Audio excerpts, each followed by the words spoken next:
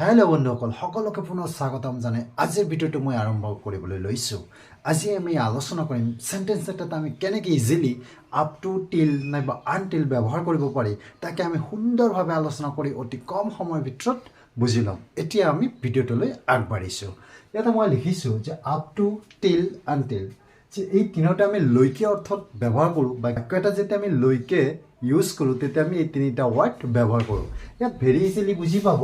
ইয়াতে চাওক যে আপ টু লৈকে অৰ্থত আমি ব্যৱহাৰ কৰোঁ যেতিয়া ডিষ্টেঞ্চ বুজোৱাওঁ, যে ডিষ্টেঞ্চ ডেট মিনছ দূৰত্বৰ ক্ষেত্ৰত আমি বুজাম। আকৌ প্লেচেছ ডেট মিনছ ঠাই, আকৌ টাইম সময়, এইবিলাকৰ ক্ষেত্ৰত যদি আমি লৈকে ইউজ কৰিম তেতিয়া আমি আপ টু ইউজ কৰিম। ভেৰি ইজিলি বুজি পাব। জাষ্ট উদাহৰণকেইটালৈ লক্ষ্য কৰক। ইয়াতে মই লিখিছোঁ যে মই 5 কিলোমিটাৰলৈকে দৌৰিছিলোঁ। মই 5 কিলোমিটাৰলৈকে দৌৰিছিলোঁ। ইয়াতে লক্ষ্য কৰক লৈকে এটা লিমিট দিয়া আছে, এটা লিমিটেশ্যন দিয়া আছে। চ' এই ধৰণৰ বাক্যবিলাকত যেতিয়া লিমিট দিয়া থাকিব, এটা সীমা দিয়া থাকিব, এটা নিৰ্ধাৰিত সীমা দিয়া থাকিব, আকৌ সেইটো হৈছে দূৰত্বৰ ক্ষেত্ৰত বা প্লেজৰ ক্ষেত্ৰত নাইবা সময়ৰ ক্ষেত্ৰত যে লিমিটেশ্যন দিয়া থাকিব তেতিয়া আমি আপ টু ইউজ কৰিম বা টিল নাইবা আনটিল ইউজ কৰিম। ইয়াতে লক্ষ্য কৰক যে মই 5 কিলোমিটাৰলৈকে দৌৰিছিলোঁ। ইয়াত দূৰত্বটো দি আছে যে 5 কিলোমিটাৰ। চ' ডিষ্টেঞ্চটো দি আছে, আকৌ লিমিট দি আছে যে 5 কিলোমিটাৰ। এই বাক্যটোত আমি ভেৰি ইজিলি ইউজ কৰিম যে আই, আকৌ বাক্যটো দৌৰিছিলোঁ ডেট মিনছ ৰান মানে দৌৰা, আকৌ পাষ্ট টেন্সত এইটো কি হ'ব দৌৰিছিলোঁ ৰেন, যে আই ৰেন, এইটো পাষ্ট টেন্সত লিখিব লাগিব আই ৰেন।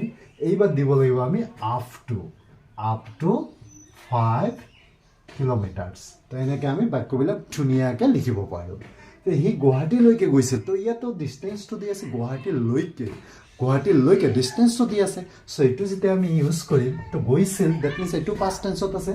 চ' হি মানে হৈছে তেওঁ ছাবজেক্ট, তাৰপিছত আমি ভাৰ্বটো লিখিব লাগিব গৈছিল, ডেট মিনছ পাষ্ট টেন্সত এইটো হ'ব ৱেণ্ট।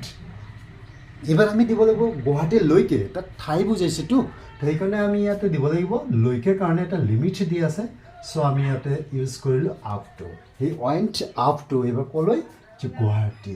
তাৰপিছতলৈ লক্ষ্য কৰক যে আমি আবেলি 5 বজালৈকে টিভি চাইছিলোঁ। ইয়াতে লক্ষ্য কৰক সময় দিয়া আছে, ডেট মিনছ 5 বজালৈ। তো এটা লিমিট দি আছে, সময়ৰ ক্ষেত্ৰত এটা লিমিট দিয়া আছে।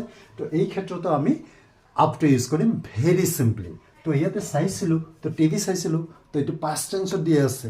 তো এইটো আমি কেনেকৈ লিখিম, প্ৰথমতে আমি ছাবজেক্টটো দিব লাগিব উই, ছাবজেক্টটো আছে উই।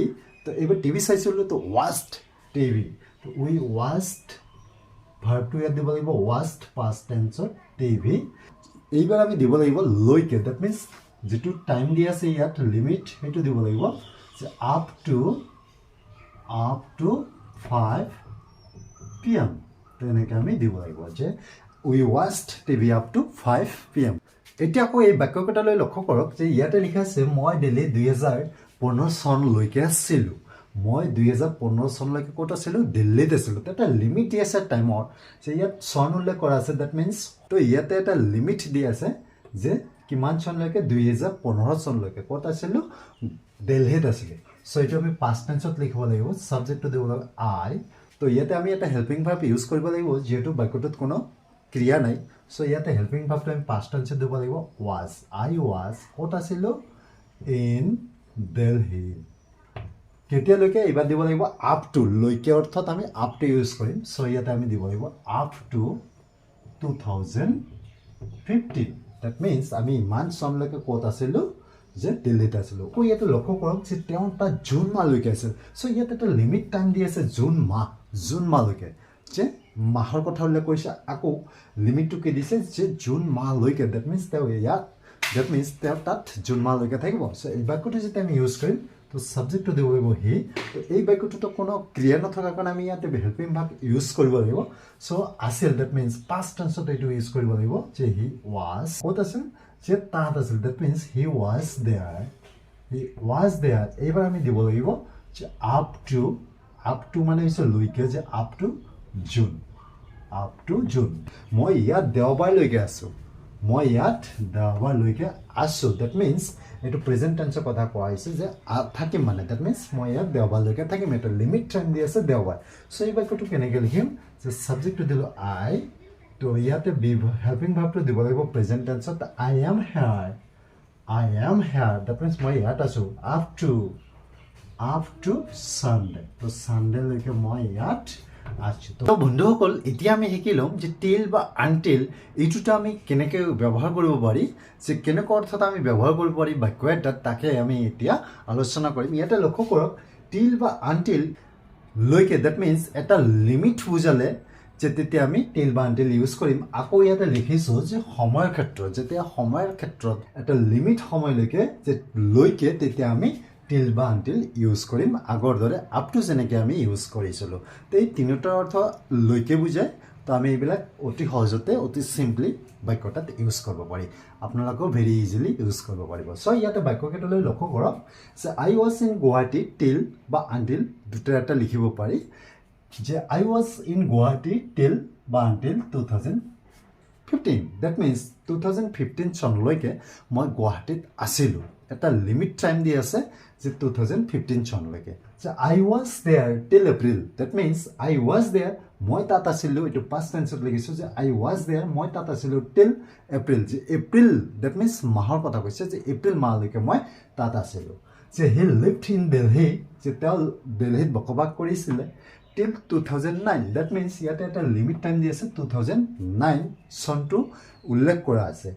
আই was ৱেইটিং till 4 PM. That means I was ৱেইটিং, যে মই অপেক্ষা কৰি আছিলোঁ, যে কোনোবাৰ কাৰণে অপেক্ষা কৰি আছিলোঁ. তো এনেকুৱা ক্ষেত্ৰত আমি বহুতো ইউজ কৰোঁ নহয়. তো তেতিয়া আমি কি কৰিব পাৰি, তো তেনে ক্ষেত্ৰত আমি ইউজ কৰিব পাৰি. ধৰক যে 4টালৈকে 5টালৈকে 3টালৈকে ৱেইট কৰি আছিলোঁ. তেনেকুৱা বাক্যবিলাকত আমি কি কৰিম, ভেৰি ইজিলি যে টাইমটো উল্লেখ কৰি দিম, যে লিমিট টাইমটো যিটো দিয়া থাকিব, যে টিল 4 PM. যে আই ৱাজ ৱেইটিং টিল 4 PM. তো নিশ্চয় বুজি পৰিছে. উই ৱেৰ ৱাচিং মুভি, আমি টিভি চাইছিলোঁ টিল 3 PM. তো এটা লিমিট টাইম দি আছে যে লৈকে, যে 3টালৈকে 3 বজালৈকে, যে আবেলি যেতিয়া আমি PM লিখিলোঁ তো আবেলি 3 বজালৈকে, যে এটা লিমিট টাইম দিয়া আছে যিহেতু. চ' আমি ইয়াত টিল ইউজ কৰিলোঁ বা আনটিল ইউজ কৰিব পাৰি.